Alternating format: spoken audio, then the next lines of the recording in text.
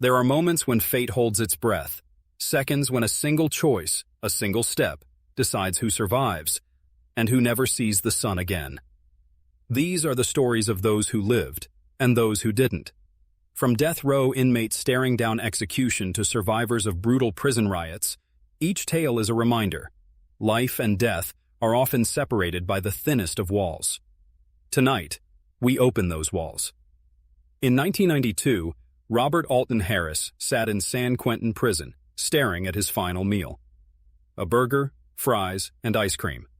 Hours later, the gas chamber claimed his life. But in the cell block nearby, another inmate who once shared a yard with Harris swore he saw his own reflection in Harris's fate. That night, he promised himself he'd never follow the same path. One man died, another lived, haunted forever by the smell of that last burger.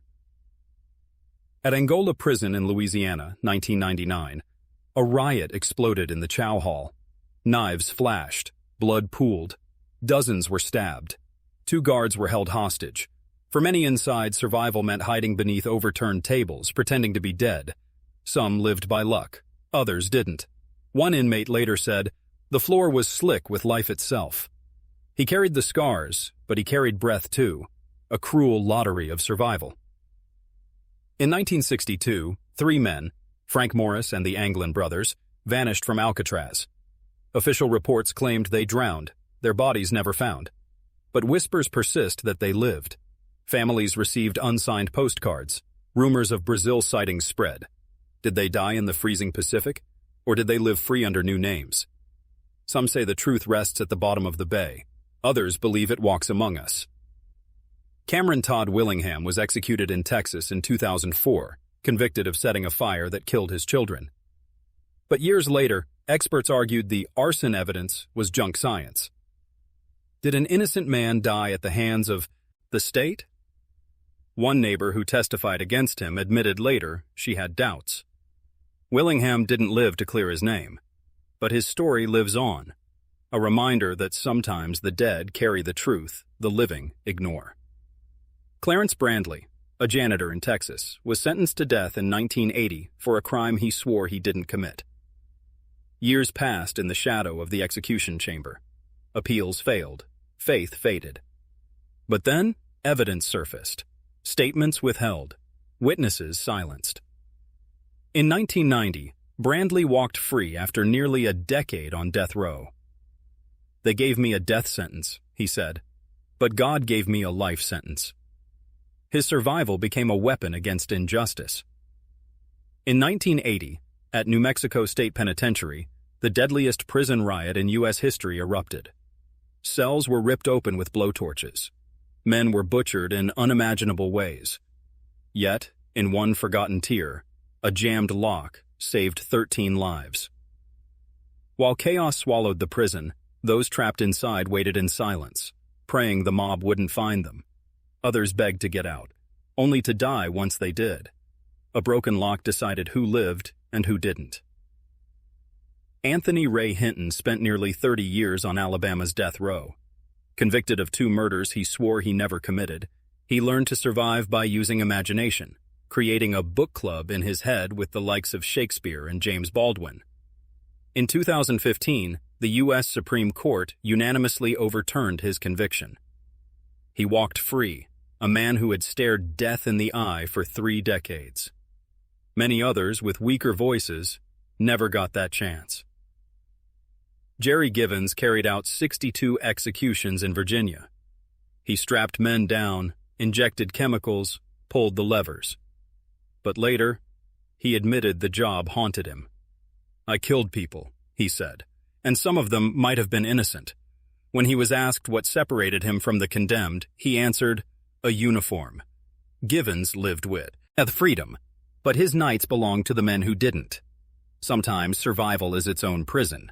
In 2012, a fire broke out in Comayagua Prison, Honduras. Over 350 inmates were burned alive, many still locked in their cells. The guards fled, keys lost in the smoke. Survivors told of pounding on iron doors, screams echoing until silence swallowed the night. Those who escaped lived with burns and nightmares. Those trapped behind steel never made it out. The blaze erased hundreds of lives in minutes, but the stench of charred injustice lingered for years. Richard Lee McNair was a master of slipping death. First sentenced to life for murder, he escaped custody not once but 3 times. His boldest attempt came in 2006 when he mailed himself out of prison inside a crate. For a while he lived free, hiding across the country. But freedom didn't last. The law caught up and McNair was locked away again. He lived, but only inside the concrete cage he thought he had beaten. In 1944, George Stinney Jr., just 14 years old, became the youngest person executed in the United States in the 20th century. Accused of murdering 2 white girls in South Carolina, his trial lasted barely 2 hours. The jury deliberated for only 10 minutes. 70 years later, the conviction was overturned. Too late for George. A child died, while the truth was buried with him. Some lived to fight for justice. George never had the chance.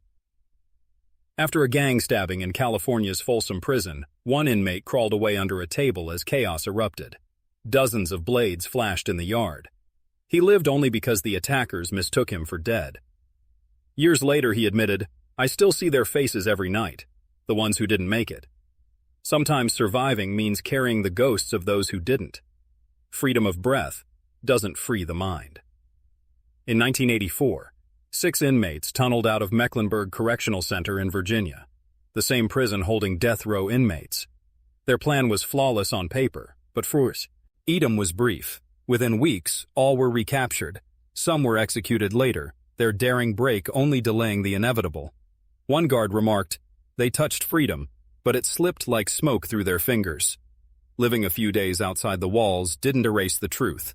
Death was still waiting. For many condemned men, the final visitor isn't a lawyer or a priest. It's a mother. In Huntsville, Texas, one inmate's mother clutched his hands hours before lethal injection. "I forgive you, son," she whispered, as guards watched in silence. Later, she stood outside when the warden announced the time of death.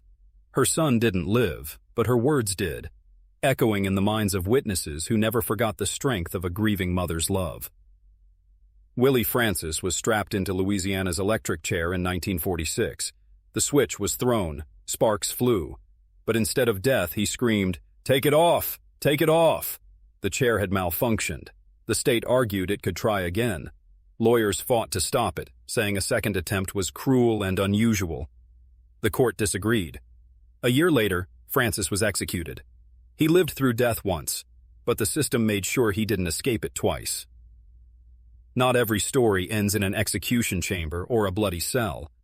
Some men walk free after decades, carrying scars you cannot see. They are the ones who lived, but never fully escaped. Others, silenced by injustice or violence, never had that chance. Their stories remain as warnings carved into history. Between life and death lies a fragile thread, sometimes cut by a judge's gavel, sometimes spared by a twist of fate. These are the stories of those who lived and those who didn't. The line between survival and death is thinner than we think. Each story reminds us that justice, fate, and chance are often inseparable. Some lived to tell, others didn't.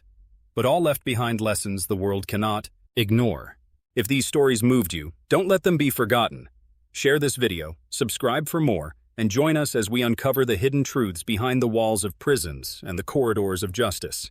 Because sometimes, the most haunting voices are the ones that can no longer speak.